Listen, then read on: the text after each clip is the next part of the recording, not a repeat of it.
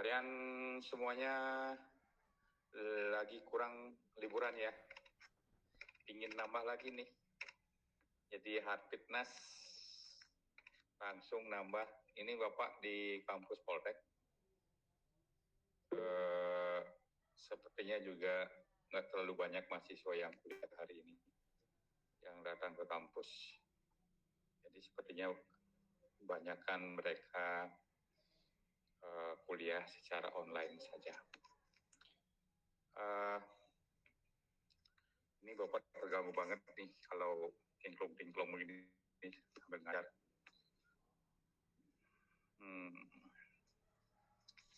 Ya, kita lanjutkan materi kita. Aduh, tingklong ini.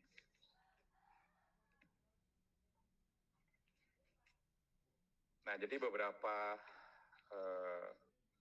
minggu yang lalu Bapak jelaskan tentang latar belakang timbulnya perdagangan dunia atau perdagangan global, perdagangan internasional. Bapak sudah jelaskan tentang keunggulan absolut, keunggulan komparatif, keunggulan kompetitif, ya. Nah, sekarang Bapak akan lanjutkan ke materi berikutnya tentang cikal bakal. Bagaimana sih kok bisa perdagangan dunia bisa menimbulkan sebuah resesi dan akhirnya kembali lagi perduniaan itu terbentuk dan akhirnya perdagangan dunia sekarang sudah ada mekanisme yang ngatur sehingga perjalanan daripada perdagangan dunia itu berjalan ya bagus atau baik seperti saat ini. Oke, sebelum Bapak jelaskan, suara Bapak kedengaran jelas di tempat kalian masing-masing? Sangat terdengar jelas, Pak. Terdengar, Pak. Syukurlah. Terdengar, Pak. Ya, bagus. Kalau begitu, Bapak senang. Ya, jangan sampai karena jarak kalian tidak bisa mendengarkan materi Bapak dengan baik. Ya, ini berawal pada tahun 1929.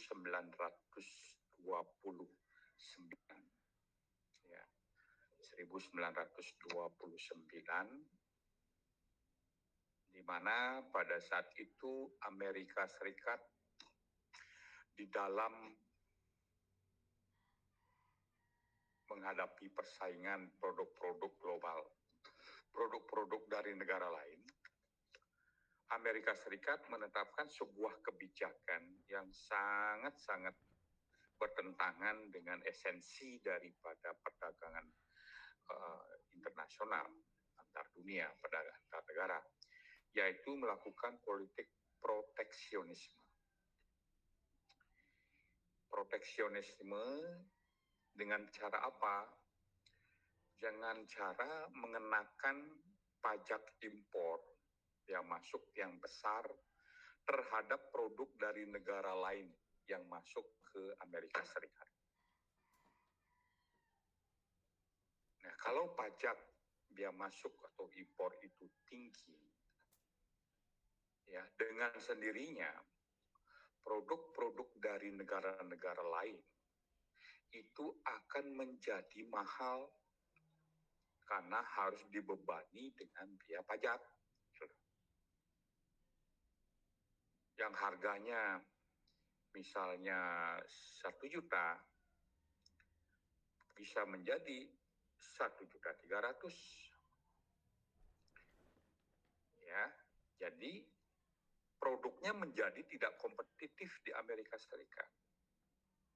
Sehingga orang-orang Amerika Serikat lebih memilih beli produk dalam negerinya dibandingkan dari produk negara luar yang jauh lebih mahal daripada produk negaranya sendiri. Ya, karena Amerika Serikat memperlakukan taktik dagang seperti itu, ya negara-negara lain jelas marah. Ya, kalau Amerika Serikat bisa melakukan praktik dagang proteksionisme, ya kami juga bisa. Akhirnya negara-negara lain, ya, negara-negara industri lain melakukan politik yang sama, yaitu politik proteksionisme, mengenakan pajak biaya masuk yang tinggi terhadap produk-produk dari negara luar. Ya. Nah, hal itu akhirnya ya mengakibatkan mekanisme daripada perdagangan dunia itu runtuh yang akhirnya berimbas pada terjadinya resesi ekonomi tahun 1930. Jadi tidak berselang 1 tahun, dunia itu krisis ekonomi karena kacaunya perdagangan dunia.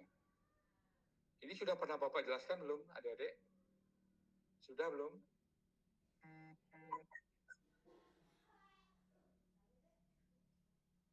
Adik, sudah belum? Belum, Pak. Belum, Pak. Belum ya? Belum ya? Belum. Oke, ya. Nah, kacaulah perdagangan yang disertai dengan efek domino yang luar biasa, yaitu depresi atau krisis ekonomi yang sangat dahsyat di seluruh dunia. Ini penyebabnya adalah negara Amerika Serikat biang keroknya. Dia sebagai negara penggagas perdagangan internasional, justru dia yang melanggarnya sendiri. Maka terjadilah istilahnya krisis. Tahun 2008 pernah juga terjadi krisis yang disebabkan dengan adanya sovereign mortgage, yang mana bank-bank di Amerika Serikat itu banyak yang kolaps disebabkan karena ya kredit orang-orang yang tidak layak untuk dikasih pinjaman bank. Tapi karena bank di Amerika itu mengejar pertumbuhan, mengejar peningkatan kredit, jumlah kredit. Maka dikasihlah orang-orang yang sudah masuk ke dalam blacklist. Orang yang sudah tidak layak untuk mendapat pinjaman bank dikasih pinjaman. Akhirnya apa yang terjadi? Terjadilah krisis tahun 2008. Kalian nanti pernah dengar misalnya ada BLBI, nah itu sebagai efek itu. Bagaimana pemerintah Indonesia menjaga stabilitas moneter, jangan sampai terjadi krisis akibat imbas krisis dari Amerika Serikat. Pada waktu Sri Kandi kita, Ibu Sri Mulyani pada waktu itu Menteri Keuangan, mampu akhirnya ya dianggap sebagai skandal itu ya, karena negara memberikan BLBI, ya, likuiditas pada bank yang bermasalah. Yang mana tujuannya adalah kalau ada satu bank ya, atau 2 bank misalnya harus bangkrut, harus kolaps, takutnya imbasnya adalah investor asing dan orang-orang Indonesia tidak percaya lagi dengan rupiah, dan akhirnya terjadi modus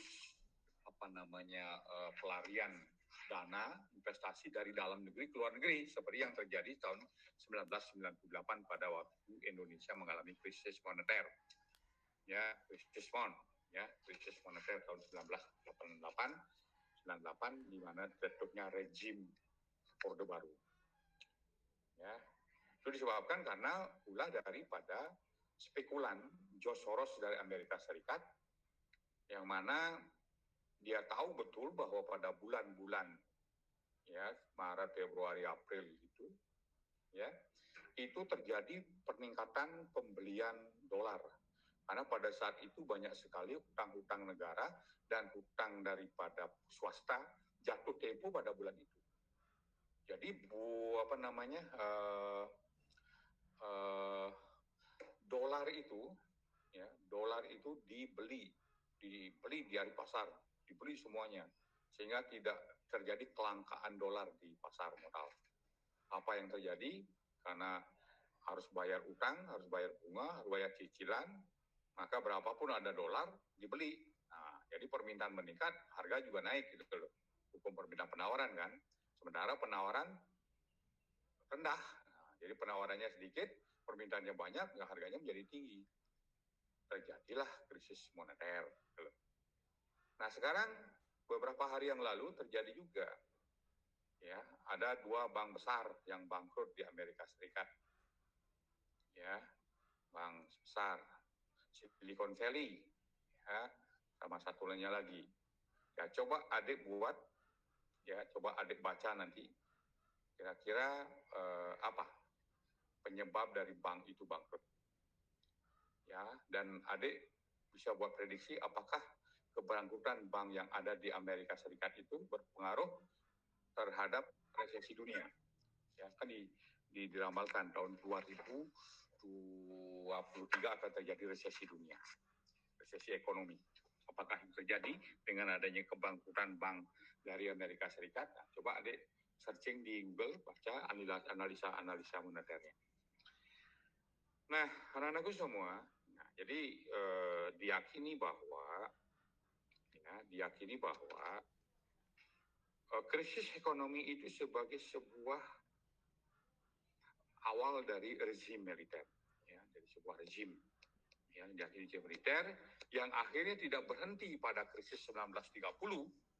Imbas yang lebih gila lagi adalah terjadinya Perang Dunia Kedua tahun 1942, ya, Perang Dunia Kedua, seperti itu. Nah, anak-anakku semua, setelah Perang Dunia Kedua berakhir, ya, memang yang memenangkan perang itu adalah Amerika Serikat dan sekutu-sekutunya, dan dia memahami bahwa akibat daripada kebijakan yang dilakukan oleh Amerika Serikat menimbulkan sebuah resesi ekonomi 1930, dan akhirnya dia mengundang negara-negara industri di seluruh dunia untuk duduk kembali berbicara tentang mekanisme perdagangan internasional. Ya, nah pada waktu itu 1944, setelah 2 tahun setelah Perang Dunia Kedua, ya, berakhir, maka disepakatilah sebuah perjanjian tarif dan perdagangan yang disebut dengan GATT, GATT, ya, yang dilanjutkan dengan terbentuknya sebuah organisasi yang mengatur mekanisme perdagangan dunia yang kita kenal saat ini dengan istilah World Trade Organization, ya, WTO. Itu, ya. Nah, jadi dengan adanya WTO, ya, World Trade Organization, maka perdagangan dunia menjadi lebih erat, menjadi lebih baik, lebih tercipta, lebih saling ketergantungan antara negara satu dengan negara yang lainnya.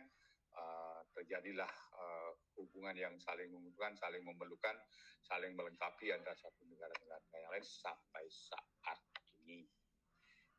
Itu anak-anakku semua. Nah, jadi cikal bakalnya terbentuknya WTO yang mengatur mekanisme perdagangan dunia atau perdagangan global itu adalah seperti itu, ya.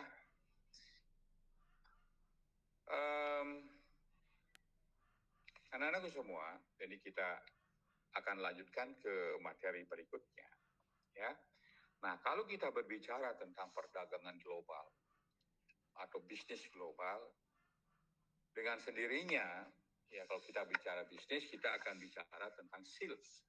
Bicara tentang sales, bicara tentang marketing. Itu berarti ada kegiatan sales, maka akan ada kegiatan marketing. Nah, kalau kita bicara tentang sales bisnis global, maka dengan sendirinya akan ada kegiatan marketing internasional itu sendiri. Ya. Pertanyaannya adalah, apa yang menjadi esensi dari pasar global bagi perusahaan? Apa esensi? Ya, apa esensi pasar global itu bagi perusahaan dunia? Ya, perusahaan global. Nah, perdagangan internasional itu tumbuh lebih cepat daripada ekonomi domestik. Yang selanjutnya berkontribusi pada laju pertumbuhan ekonomi nasional dan global. Anak-anakku semua, ya. Jadi hampir semua perusahaan-perusahaan di seluruh dunia itu bercita-cita kelak nanti perusahaannya itu bisa go global. Ya, bisa perusahaan itu berorientasi pada perusahaan global, bisa menjadi perusahaan global.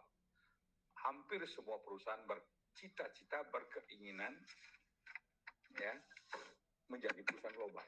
Kenapa demikian? Ya, kenapa demikian? Nah, cobalah ambil contoh, misalnya kayak produk digital Samsung. Samsung itu dia adalah pemenang produk digital di Korea. Hanya memperebutkan sekian juta penduduk Korea. Adik bisa bayangkan, sehebat apapun, sebanyak apapun yang dijual produk Samsung di Korea, tetap saja jumlahnya akan terbatas. Sebatas pada jumlah penduduk daripada Korea Selatan. Itu berarti tingkat penjualannya pun tingginya setinggi sebesar jumlah penduduk Korea Selatan. Akan tetapi begitu produk Samsung itu expand pasar ke pasar global, nah adik coba bayangkan itu. Jangankan deh ke luar negeri, ke negara-negara besar lainnya, coba masuk ke pasar Indonesia saja. Produk Samsung itu berapa itu pendekatan penghasilannya? Ya, penduduk Indonesia itu sebagai negara pasar terbesar di dunia, negara pasar, itu bisa masuk produk Samsung itu gimana penghasilannya, Dek? Bayangkan itu. Ya, bagaimana besar penghasilannya? Berapa kali lipat penghasilan dari penghasilan domestiknya dia yang ada di Korea Selatan? Ya, dan pertumbuhan ekonomi karena ini kelas global, kelas dunia, tinggi banget gitu. Ya, tinggi banget.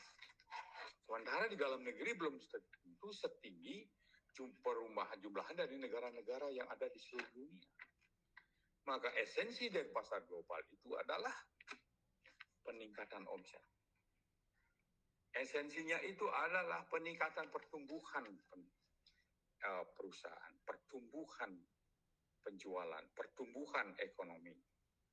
Ya, jadi anak-anakku semua bahwa ada mungkin pernah mendengar bahwa produk daripada McD itu jumlah omsetnya melebihi jumlah, ya, mulai melebihi besar penghasilan pabrik senjata Amerika Serikat. Adik bisa bayangkan Amerika Serikat itu, ya, jual yang namanya senjata-senjata itu mahal-mahal banget, deh. Teknologi kelas tinggi itu. Bayangin, ya, produk dengan teknologi kelas tinggi bisa dikalahin oleh produk McD, bayangin. Kenapa? Karena McD itu tersebar di seluruh dunia. Jadi kalau perusahaan itu go global dengan sendirinya pendapatnya tanpa batas. Tanpa batas. Semakin terkenal, semakin tanpa batas pendapatan daripada perusahaan yang go global itu.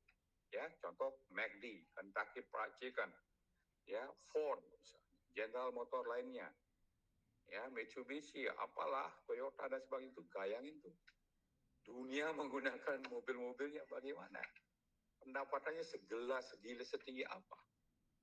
Nah, jadi itulah esensi daripada pasar global bagi perusahaan.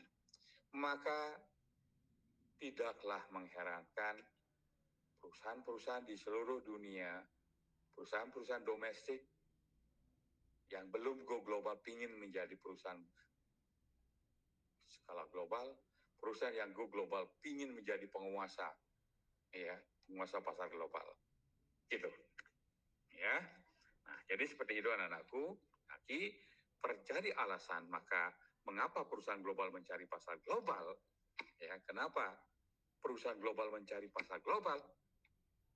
Kuncinya adalah, intinya adalah mereka ingin meningkatkan penjualan dan keuntungannya. Ya. Jadi intinya di situ. Ya. Nah, dan kenapa? Alasan yang kedua adalah perusahaan-perusahaan yang sudah mature ya, istilah sudah matang, jadi pemenang di pasar domestik, itu sudah jenuh dia. Jadi sudah batasannya sudah habis. Gitu. Nah sekarang bagaimana melakukan lompatan supaya terjadi perubahan dan peningkatan omset dan keuntungannya? Maka perusahaan itu melakukan istilahnya yang disebut dengan strategi re-engineering, lompatan jauh ke depan untuk meningkatkan eksistensi perusahaan, meningkatkan omset dan meningkatkan keuntungannya, yaitu dengan melakukan internasionalisasi produknya. Yang mana Bapak perusahaan mengejar peluang di luar negeri ketika pasar domestik mereka telah mencapai kematangan. Dan untuk jangan sampai turun, karena kalau misalnya bicara product life cycle kan, sudah maturement, sudah puncak, pasti akan turun. Sekarang supaya tidak turun, maka lakukanlah lompatan dengan membuat gunung baru untuk maturement yang berikutnya. Itu berarti apa? Tidak sekali maturementnya sudah turun langsung jadi decline, sekarang bisa naik lagi, mau turun langsung naik lagi, dan seterusnya dan seterusnya. Nah, anak-anakku semua, itulah yang menjadi alasan mengapa perusahaan mencari pasar global, mengapa perusahaan itu ingin internasional to go global dan seterusnya. Ya. Nah, sekarang bagaimana perkembangan pemasaran global itu sendiri? Ya tidak ujug-ujug lah perusahaan itu langsung buka usaha misalnya di luar negeri, di negara lain untuk menjual produknya. Tidaklah seperti itu. Ya, test case-nya misalnya ambillah contoh misalnya kayak mobil Alphard dengan mobil Velfire. Mobil mewah, mobil Sultan itu, Sultan Toyota. Pada waktu dia memperkenalkan produknya, jadi tidak ujug-ujug langsung buat pabrik Alphard di Indonesia, tidak. Jadi dia ekspor produk build up dari Jepang. Pancing pasarnya, ternyata respon pasarnya sangat bagus. Ternyata di Indonesia itu banyak orang-orang konglomerat, banyak orang-orang kaya, walaupun banyak orang miskin. Orang kaya juga, crazy rich juga banyak. Gitu. Ternyata sambutan pasar terhadap produk mobil Sultan itu sangat-sangat luar biasa. Nah, karena ekspor daripada istilahnya mobil dari Sultan Toyota Alphard itu laris di dalam negeri di Indonesia. Ya, misalnya kalau istilah produk yang asli banget, boil up, tidak ada spare part yang dari lokalan, itu istilahnya Alphard CBU. Ya, Alphard CBU. Tapi karena demikian pasarnya bagus, maka Alphard Toyota di sini dia membuat produk lokal, ya sekian puluh % lokal spare partnya, yaitu dengan tipe ATPM. Ya, ATPM itu tipe yang domestik. Jadi produknya berbeda, tidak boil up. Jadi sekian persen itu adalah spare partnya lokal. Ya, tipe G ATPM, yang mana harganya lebih murah, ya daripada bentuknya sama, mesinnya sama, ya cuman fitur-fiturnya aja yang berbeda. Jadi dengan harga yang lebih worth it, ya laba ekonomis, nah pangsa pasar daripada mobil Alphard itu semakin merambah luas, seperti itu. Sehingga mobil Alphard itu sangat-sangat laris di Indonesia. Jadi kesimpulannya, produk global itu tidak langsung ujung-ujung langsung didirikan pabrik ini. Nah, Wuling misalnya, ya Wuling itu test case-nya adalah dia jual dulu di dalam negeri. Wuling itu sudah merajai dia, jadi sudah sangat-sangat diterima produk mobil Wuling di China. Expandlah pasar ke Indonesia, yang tahu di Indonesia itu adalah pasarnya pasar besar. Disitulah Wuling, ternyata responnya cukup bagus, maka karena respon cukup bagus, maka dia mendirikan pabrik besar-besaran di Cengkareng, ya di Tangerang apa Cengkareng untuk Wuling. Ya, keluarlah mobil Wuling dan sekarang itu Wuling itu sudah boleh dikatakan udah naik daun banget. Ya, seperti mobil Korea. Itu juga seperti itu. Jadi tahapan perkembangan pemasaran global itu dimulai dari apa? Pemasaran domestik itu awal itu.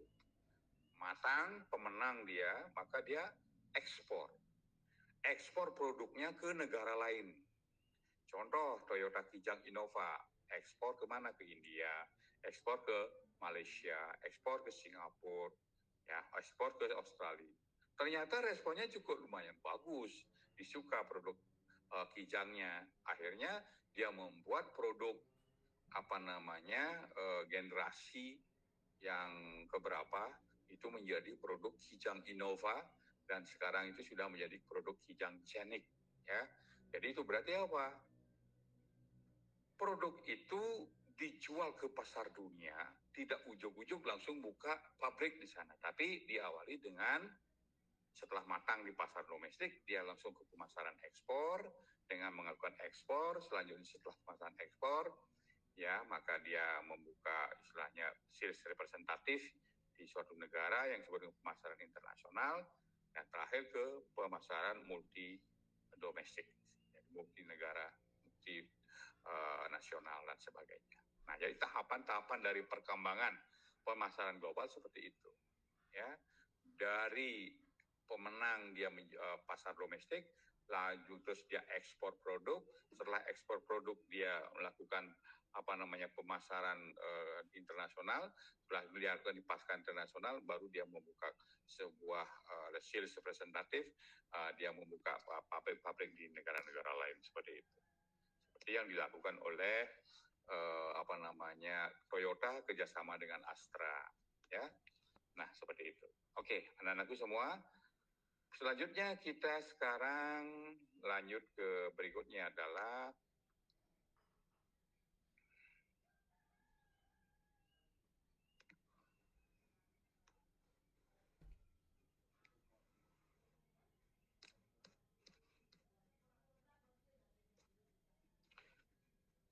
yang menjadi pertanyaannya sekarang adalah mengapa penting bagi kita mempelajari pemasaran internasional? Ya jelaslah, kalau kita ingin go global, maka kunci utama, ujung tombak keberhasilan perusahaan go global itu ada pada apa? Marketingnya. Ya, karena 3 kunci keberhasilan perusahaan itu bisa eksis, bisa besar, yaitu kuat di barisan pemasarannya, kuat di duplikasi, ya, sudah kuat di inovasi dan kreativitas. Nah, sekarang mempelajari marketing global ya jelas. Apakah perusahaanmu ingin go global dan bisa menjadi penguasa pasar atau leader market di pasar global? Ya harus kuat di strategi marketingnya. Ya, jadi karena semakin banyak perusahaan-perusahaan mengglobal, semakin banyak perusahaan-perusahaan berambisi menjadi go global, maka ilmu marketing internasional itu semakin tahun semakin dibutuhkan, dan kelak akan menjadi sebuah profesi seperti ya profesi seorang akuntan, seorang pengacara, ya, dan lain sebagainya. Nah, nanti seperti itu perpajakan, ya, nanti itu menjadi sebuah profesi. Apakah perusahaan kamu ingin go global dan ingin menjadi penguasa pasar di pasar global? Maka konsultan pemasar internasionalnya ini seperti itu. Ya, Anda bisa akan kerjasama nanti dengan perusahaan-perusahaan yang ingin go global. Anda bisa mengantarkan perusahaan-perusahaan yang dari besar di domestik bisa menjadi perusahaan-perusahaan yang besar di negara di pasar global. Nah, banyak eksekutif pemasaran akan mengejar pemasaran global sebagai sebuah karir. Ya, sebagai sebuah karir. Jadi pemasaran internasional itu istilah pemasaran global itu sebagai sebuah karir nanti, sebagai sebuah profesi, sebuah karir, dan berbagai jenis pekerjaan akan membutuhkan keterampilan pemasaran internasional pasti. Ya, nah jadi maka banyaklah lulusan-lulusan yang akan dibutuhkan menjadi barisan-barisan pemasar internasional. Nah, jadi kuncinya adalah kenapa kita perlu mempelajari marketing global, karena semakin banyak perusahaan-perusahaan ingin internasionalisasi atau go internasional atau go global. Maka profesi sebagai seorang pemasaran adalah profesi yang sangat menggiurkan ke depannya. Oke, berikutnya adalah kalau adik sebagai seorang pemasar internasional, maka pola pikir apa yang dibutuhkan? Ya, sebagai pemasar global. Apa yang harus kompetensi, apa yang harus dimiliki oleh para pelaku pemasar global? Yang jelas, sebagai seorang pemasar global, you harus paham tentang budaya, cross culture dari negara-negara lain yang ingin dipenetrasi. Adik ingin masuk ke Australia, adik harus tahu tentang budaya orang Australia. Jadi kalau cuma ingin masuk ke Timur Tengah, harus tahu tentang budaya Timur Tengah. Ya, kalau misalnya produknya ingin ke Afrika Selatan, harus tahu tentang budaya Afrika Selatan. Maka hal knowledge yang harus dipahami, yang harus dimiliki, yang harus dikuasai adalah adik sebagai pemasar internasional harus paham tentang culture, ya, yang disebut dengan cross culture, ya, jadi lintas budaya. Karena kalau kita memahami budaya, maka kita akan lebih gampang masuk. Banyak sekali produk-produk itu gagal gara-gara dia tidak memahami budaya setempat, ya, sehingga begitu masuk justru menimbulkan polemik. Begitu masuk justru menimbulkan keributan, ya, itu menimbulkan heboh, ya, polemik di mana-mana, ya, dan akhirnya apa yang terjadi? Bukan sibuk menjual produk, tapi sibuk menangani permasalahan. Nah, banyak sekali perusahaan-perusahaan yang tidak memahami dan mengabaikan budaya, masuk justru dia gagal. Ya, maka dari itu pemahaman tentang kompetensi lingkungan itu so pasti. Ya, jadi istilahnya itu adalah kalau kita bicara tentang lingkungan, itu bisa bicara tentang politik, kita harus paham bagaimana stabilitas politik daripada negara yang akan kita, itu bagaimana kondisi sosialnya, ya, sudah gitu bagaimana ketaatan pemerintah terhadap hukum, bagaimana hukum melindungi iklim investasi yang ada, stabilitas ekonominya, bagaimana pertumbuhan ekonominya, gimana agamanya apa, mayoritas apa, bagaimana tingkat fanatisme penduduknya dan sebagainya, itu perlu dipelajari. Maka sebagai seorang pemasar global harus sangat-sangat paham tentang kompetensi lingkungan.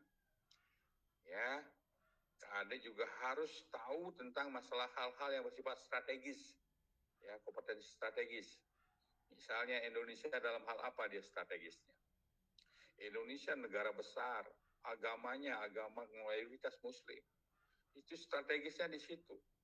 Maka strategi dari yang dilakukan oleh McD adalah agar produknya bisa masuk di pasar Muslim mayoritas di Indonesia, produknya menjadi halal, walaupun negaranya itu adalah negara yang boleh dikatakan, ya boleh jadi musuh kebuyutan lah, antara Amerika Serikat dengan Arab, itu kan udah biasa lah, disebut Muslim dengan Amerika Serikat.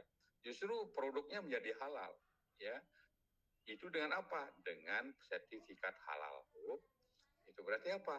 Strateginya seperti itu. Kita harus analitik, strateginya harus tepat, harus kita kuasai. Dan yang lain-lain adalah berkaitan dengan masalah kompetensi manajerial. Ya, kalau manajerial, bagaimana merencanakan strategi, bagaimana strategi marketingnya, bagaimana strategi penetrasi pasar, bagaimana strategi mengembangkan pasar, bagaimana strategi-strategi yang lain dan sebagainya. Nah, itulah kompetensi yang harus dimiliki oleh para pemasar global. Jadi mindset itu yang harus dikuasai, yang harus dimiliki, sehingga pemasar global itu berhasil nanti masuk ke pasar global dan menjadi raja atau market leader di negara-negara tujuan pasar. Nah, itulah anak-anakku semua materi yang Bapak berikan yang berkaitan dengan lingkungan pasar global. Untuk lebih detailnya nanti Bapak akan berikan materi yang lain, ya, materi yang lain Bapak berikan minggu depan untuk hari ini, karena kalian ada di rumah masing-masing, di kampung masing-masing, ya kotaknya tidak karatan, ya, maka Bapak kasih challenge pada adik, tolong searching masalah implikasi daripada bangkrutnya bank-bank besar di Amerika Serikat. Salah satunya adalah Silicon Valley Bank. Itu bank besar, bank untuk startup digital, itu sekarang bangkrut, sementara perusahaan-perusahaan di situ banyak yang perusahaan-perusahaan digital. Apa pengaruhnya? Coba adik baca, coba adik simpulkan, apakah nanti ya kebangkrutan bank ini merupakan sebuah awal cikal bakal munculnya resesi ekonomi dunia seperti yang diramalkan sebelumnya. Udah adik? Paham ya? Udah paham ya? Paham, Pak. Oke, jadi untuk absensi adik waktu kelas nggak perlu datang ke kampus, ya, tapi juga boleh sebaiknya untuk memparaf. Ya, jadi Bapak sudah ada di kampus, nggak perlu paraf untuk Bapak, paraf untuk ketua kelasnya. Ya, oke, ada pertanyaan, adik-adik? Ada pertanyaan?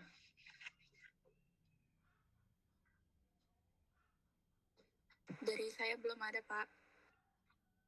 Cukup.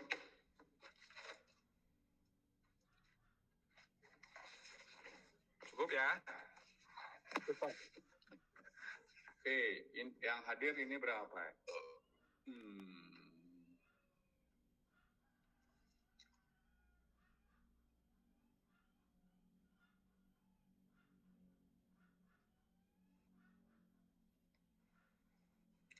Yang hadir adalah 1, 2, 3, 4, 5, 6, 7, 8, 9, 10, 11, 12, 13, 14.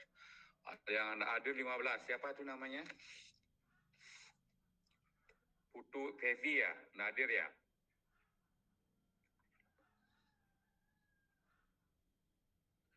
Oke. Okay.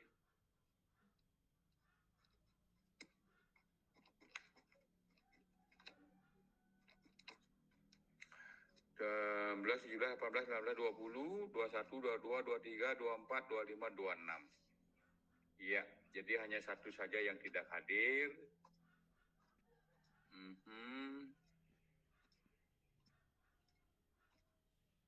Ada yang ditanyakan, sudah paham semuanya?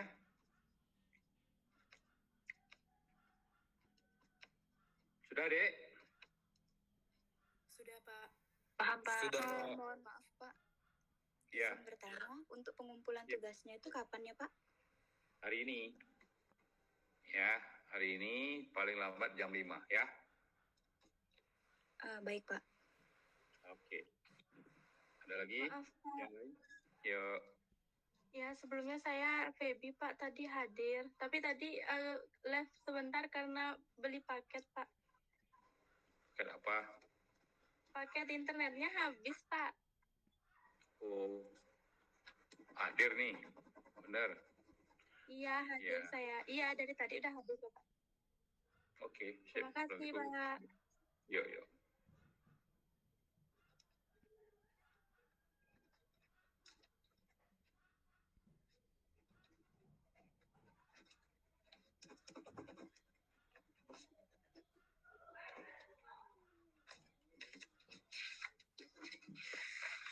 Mohon maaf, Pak.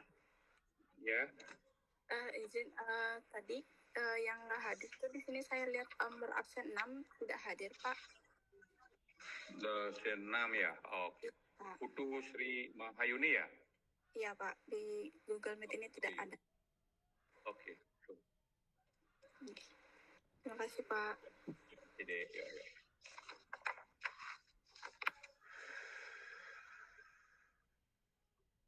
Oke.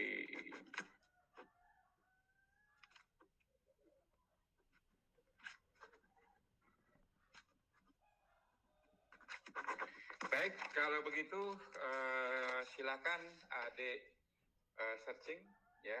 Selanjutnya nanti submit di WA Group pada paling lambat jam 5. Ya, semangat pagi semuanya. Semangat pagi Pak. Terima kasih. Semangat pagi, Semangat Pak. pagi Pak. Terima kasih. Semangat pagi. Terima kasih, Selamat Pak. pagi, Pak. Terima kasih. Pagi, Pak.